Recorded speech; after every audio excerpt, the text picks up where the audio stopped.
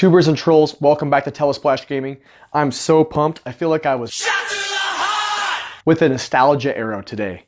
I just received from Video Game Boutique off of Etsy my ultimate modded PS2. Now this has 4 terabytes of ROMs and emulators.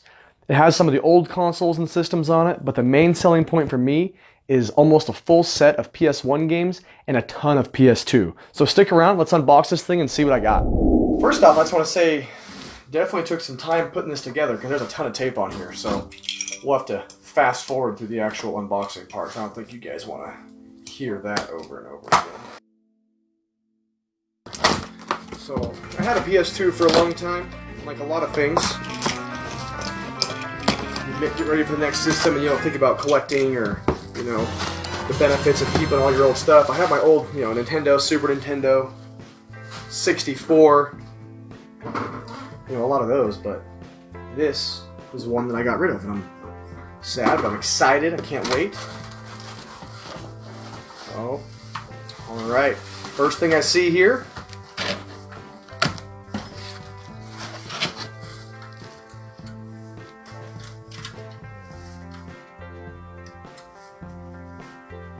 network adapter. It says hard disk drive on it. I never had one of these when I originally had a PlayStation 2, so we're going to go ahead and check that out. Now, one thing with this is I actually, Saunders, the gentleman that I bought this from, he actually kind of hooked me up a little bit. We've had some really good rapport, and he actually threw in an extra controller for me, but typically this will come with one controller. And he was nice enough to throw in a second controller for me specifically, and not only that, but a very cool, very unique, liquid, PS2 wireless controller. So that's really cool. That was really cool of him. So Saunders, if you watch this, thank you very much. I appreciate that. And some of the cables. Power cable, of course, standard. The second controller, so matching wireless controllers, really cool, really pumped about that. I never had a set of wireless controllers the first time I had it, so this will be neat to have that. Look at this. Little link cable for him, or the link, the wireless, plug those in.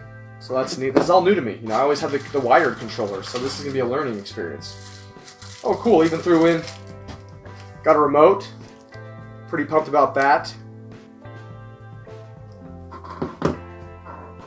The other thing that he threw in that I, am really happy with is he threw in a PS2 to HDMI connector. Now, typically it's not going to come with your standard purchase, but again, I got an extra controller as well as the PS2 to HDMI, so I really appreciate that. And the other thing I'm going to say is this is really well packaged. Everything is, really well boxed up and bubble wrapped. So the nice thing is I feel like, hopefully it was never dropped, but if it was, I feel like it would withstand a pretty good drop. So I really think he did a great job packing this. I'm really happy with that. Makes me feel good. And then he also throws in a memory card. So with your purchase, you get one controller, you get a memory card, you get all the, connections. Typically you get component cables, not the PS2 to HDMI, but he was nice enough to throw in the PS2 to HDMI for me, so I'm really excited about that. Now here is what I'm talking about. This is the brains of the whole system. The old school IDE hard drives. Now these, I've never seen the fatties at 2 terabytes, so this is really cool. And they're not the old school, so they're pretty new. Interesting. Definitely got some mods on it. 2 terabytes each. Tons of emulators and ROMs on there, so I'm really excited. You can tell this is brand new. These aren't used, so again, high quality. Not getting used stuff. He's not, just going through his junk drawer sending stuff out, which I really think is really cool and really nice. Got the wireless controller manual, so that's neat. So that way I can figure out how to pair these things, make them work. Now let's check out the actual PS2. Let's get rid of this big box, throw this to the side, and get into the goods here. Gotta make sure I don't cut anything. I shouldn't have any issues there. Now, since I got the PS2 to HDMI, I'm not sure if I got any component cables, which doesn't matter. PS2 to HDMI is perfect. It'll be interesting to see what's in the box here. Again, really well packaged. As you can see, did a really good job keeping the actual system itself safe, which is incredibly important. Another fun fact about Saunders at Video Game Boutique, he bought all of the Ghost cases for the PS2. He bought every single Ghost case in the world from the guy, I think, who got it manufactured. So if you want a Ghost case, he is the only one that has those, at least in abundant supply, unless you get something used off of eBay. And what I mean by that is you'll notice right here, I want to make sure not to cut my system. That would be kind of terrible. I'm going to pull the scissors out for that. Because I have a very cool red, kind of pink tinge to it, Ghost case, which is so rad looking. So I'm getting a system that's, over 20 years old, but I'm getting a case that's it's brand new. It's no cracks, nothing in it. It's a brand new case here, which is really cool, and you can see that's obviously modified. So I can see all the inner workings. Everything's been cleaned thoroughly. I mean, I see this thing it looks like it was brand new off the floor. I mean, obviously the system, motherboard and stuff is not brand new, but you can tell he's put a lot of time and effort into this, so I'm really happy with that. Everything is super clean. It looks brand new. It looks like you just bought it at Best Buy 25 years ago.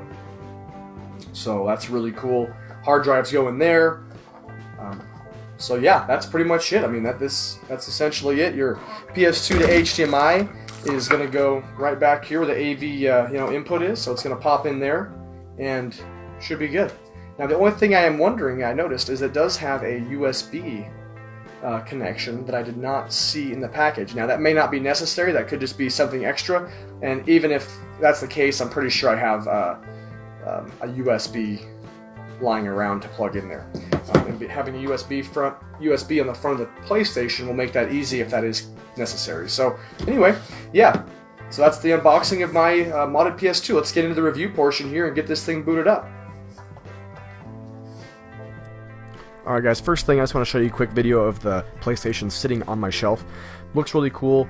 You'll see me turn it around a little bit, and in the video I was pretty surprised because I was expecting to see some IDE hard drives, not SATA, and so I was super, surprised to see the SATA hard drives, which I believe are a mod. I don't think that was the initial setup for the PS2, but you can see the back with the PS2 to HDMI cable. You can see the hard drive is in there with the network adapter slash, hard disk drive backing. And then moving on, the other thing that I want to show you a quick video of is in the dark. Now, I didn't realize what the remote was actually for until I started using it, and the remote is for the LEDs lights built into the PlayStation. So you can see the LED lights are quite bright. There's different settings for, strobe, for just constant, for, brightness. You can dim it, so it's really cool. Different colors, blues and greens and oranges. So obviously the red case always gives a little bit of a red or pink tint to it, but you can see the different colors. Now we're going to bump into the kind of meat and potatoes of the entire setup here. So this is just the initial screen when you boot it up the first time, and it can definitely be confusing just because there's so many different options. Most of them you're really not going to use a lot of, like system configuration, PS2 scum. I realize the main ones you're going to use are the Open PS2 Loader, which takes you to your list of games, Sega CD, which is a separate emulator that had to be put on the screen instead of actually in the emulations, and then graphics synthesizer mode. And so we can kind of get to the graphics synthesizer mode in a second. So you'll notice here it does take a few minutes to load once you click on PS2 Loader.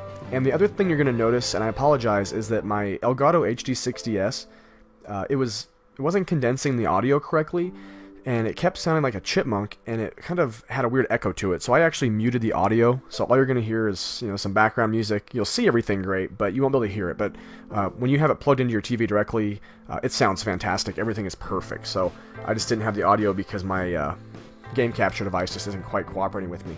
So what you'll see here is you'll have the system's Atari Arcade. These are all emulators that you can use, but you'll notice that the rest of this is PlayStation 2 games, and they're listed with N because you have 2 hard drives over 4 terabytes, and the first hard drive is just PlayStation 2 games from A to M. The second hard drive, which is the one that I loaded up here first, is N through Z, and it also has the additional emulators, including your PlayStation 1 collection. So you can use your L1 and R1 to bump through the system faster, so you're not having to go one by one.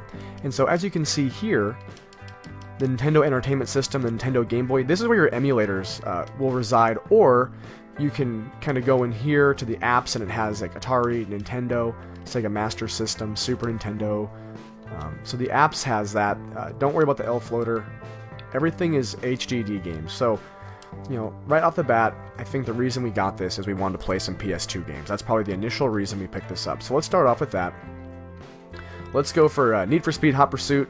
And as you'll see before I click on this, it is kind of cool. You can see the game is in the background. He has nice visuals. He has the cover on the right, the CD on the left, or DVD, and then the background is cool. So as you go through the games, you let it sit for just a second. It'll pop those up. So that's really neat. Just an extra added touch that just kind of gives it that nice look. And then you'll see on the bottom you have your settings. The only thing you really need to worry about is run. I mean, everything else you don't want to. If you want to rename your stuff, you can. I mean, why would you? It's already there. You can delete it. Don't do that. But basically, you know, game settings. That just kind of shows the cheats and things, which is kind of cool. There's some cheats built in. But I figured I'd just leave it the way it is, so press X on it, and it says loading configuration, and that pretty much gets you to where you're booting the game up as if you put a CD or DVD in. So it's really cool. It's just like booting up a PS2 game. It's all kosher, all original looking, and it loads pretty fast. And this is it. This is the game. So I mean, it boots right up. It looks great. That HDMI or component really makes a big difference when you're playing the game. So here, let's press start, kind of show you really quick, just a quick little race. I don't want to play the entire game, this isn't about that, but it loads up great, everything's perfect. I can't remember what the loading was like originally, so I can't say that it loads any faster, but it sure does seem like it's cruising right through based off the hard drive, so I know the hard drive's, you know, quite a bit faster. But I mean, yeah, everything runs, I mean, great. Like, it plays just like I remember Need for Speed playing. So, there's that. And so let's say you play this game for a while and you're kind of done. Like, you want to do something else. You know, you're kind of like, okay, I want to play a different game. Well, there's a 6-button combination that you press, and it's the 4 shoulder buttons. So L1, R1, L2, R2, and then start and select. So you press those buttons, and it basically resets the system and takes you back to your initial loading screen. So that's really cool. So if you're stuck somewhere in a game and you need to get out, you just press those 6 buttons, it pops you back out, takes you here, press circle, and then it takes you right back to your PS2 loader. So really convenient. I don't want to go through a bunch of games. Of all the games I've tested, I think every one of them has worked. I haven't found one that hasn't yet, but I know there is. I'm going to go show you a quick Nintendo, just to kind of give you an idea of what that looks like. Boot to play in a console emulator. Now, the thing is, it still shows all the PS2 games, and I'm guessing that's just because the way the hard drive's set up, it's probably really the system that can't differentiate every single thing. So the way this works is you'll wait for this hard HDD games at the top, you'll wait for this to load, so you'll see the little loading screen in the bottom right. And a lot of trial and error, but like I said, once you figure it out, it's easy. So then you go down to the Nintendo Entertainment System. Here, you press X, and it's going to go to the actual Nintendo screen. It's going to take me to a settings page that lets me highlight the NES games. Get to this page. Now, initially it's going to be confusing because you don't know, like, okay, where are my games? Where's my game list? So it's really easy. Go to CDFS. If you click on the other ones, it doesn't show anything. CDFS, go to Nintendo, and then you pick the game you want by picking the letter. So it has a Nintendo, you know, control in the background, and here are the games. And again, if you're buying this modded PS2 to play Nintendo games, I would highly recommend getting something maybe, you know, a little bit, an NES Classic or something. You're buying this PS2, in my opinion, to play PS2 and PS1 games, and to get to those are really easy. To get to some of the other games, these are just add-ons, so, you know, this is awesome. So, for instance, you want to play a game like, I don't know, Airwolf. Press X, and boom, it boots up instantly.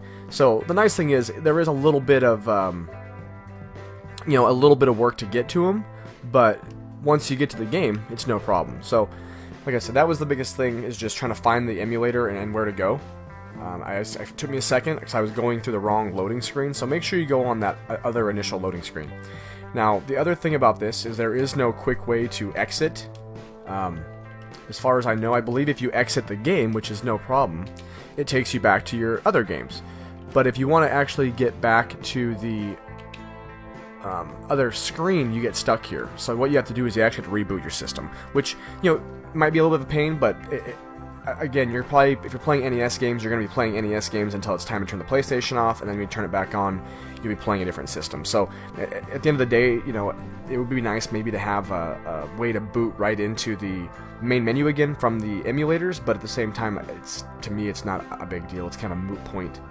And there's, you know, all these emulators I assume are going to be pretty similar. I don't want to go through all the Super Nintendo emulator, and I showed you the NES. You know, it shows you they have to go through that specific hard drive to find it, and you got to kind of, you know, tell it which way to navigate to find the ROMs. But that was pretty easy. I have a feeling they're all going to be kind of like that. What I want to show you, lastly, is the PlayStation 1 games, because it does require you to change the settings on your PlayStation. So that's what this graphics synthesizer mode's all about. So you press X on this, and what's going to happen is you have to change this setting or else your PlayStation 1 games won't actually load. For the most part. Maybe it depends on your TV, but for me they wouldn't. And so what you want to do is you actually want to go and press circle on SD TV mode, and it just kind of changes I think the way your PlayStation is reading the graphics or the video, like input. So you press circle. It says GS mode selected, NTSC, and then you press select, then you press start. And now it saves that configuration until you reboot your system. Once you reboot your system, it goes right back into the normal HD TV, so you can play your PS2 games.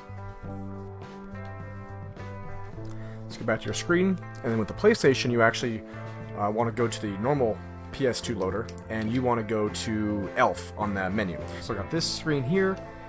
Real quick, you can see this Codebreaker app. This is actually a cool little app you can load, and if you're having trouble with games, it's got cheats in it, so you can actually go back on some of those old school NES or Super Nintendo games or whatever you're having problems with, load up some cheats and apply them to your game. So I won't get into that, but it is there. So ELF Loader, this is where you're going to have you're going to find most of your games at. So, you know, we can pick a game that we're all familiar with. Let me just see something really quick. Let's do, oh, I don't know, Gauntlet Legends. I always loved Gauntlet Legends as a kid. Now, I'm going to fast forward the loading screen again, but the key to this is you got to be patient because it does take a little while to load. The PS2 games load up really fast, the Nintendo games load up incredibly fast. PS1 games for some reason do take a little while, so I don't want to bore you guys with that, so I'm just going to fast forward through this. And then you wait another second for it to load, and we are here. Now you'll see that part of my screen, it's definitely kind of scrunched in. That's partially because of the TV, it's partially because maybe the GSM, the graphical settings, but that's all, you know, fixable. I can zoom in, I can do whatever I want. I mean, there's the TV I've got is part of it. But yeah, here is Gauntlet Legends. So you load it up, and when it comes to switching discs, Morpheus also sends a guide through your email. I got a guide from him, so he did help with that. So here we go. This is, you know, Gauntlet Legends, as fondly remembered. And there it is. So the old PS1, tons of loading screens. And I think there's some ways to make this game look even better. But for the most part, you know, this is how you get there.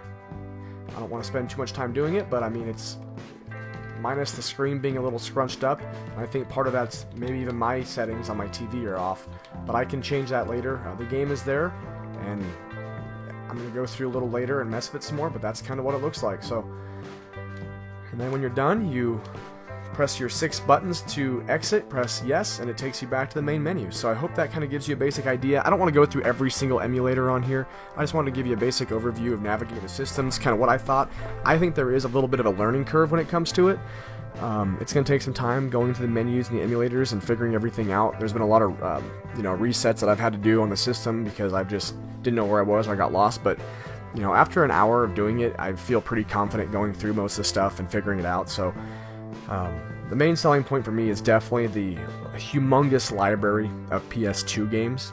The library of PS1 games are great too. I just need to figure out the graphic settings for those. But the PS2 looks fantastic, and that's really the main reason I bought this, is to have basically a full ROM set of PS2 games. The other emulators are just, you know, extras as far as I'm concerned. Like, I've got, you know, Raspberry Pi. There's so many options for old school emulation that you don't necessarily have to have the PS2 for that, although it's nice. But for me, it's having the ROM set for the PlayStation, you know, PlayStation 2. So anyway, guys, that's a wrap on this portion of the video. So overall, guys, I think this system is incredible. It's so cool. It's everything I wanted. If you have that, you know, nostalgia itch, this is definitely the way to go for those PS1 and PS2 titles. I'll leave a link in the description below so you can check out his site.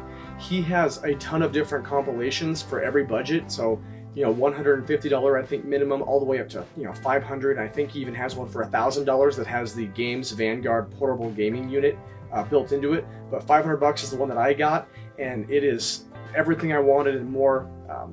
If it's within your budget, I highly recommend it, just because it's that cool. It's that neat to have all those, and as you're kind of getting your game collection going, this is a great way to play some of those games while you're still out there collecting. So that being said, guys, thank you so much. Let me know what you think. If you're interested, check out his site. He didn't pay me to do this. This was just something I've been wanting to do, and I wanted this system myself. So I just want to put the video out there to give, you know, other consumers an opportunity to take a look at it before they buy, and I think that's what this is all about. So have a great rest of the week, and we'll talk to you soon.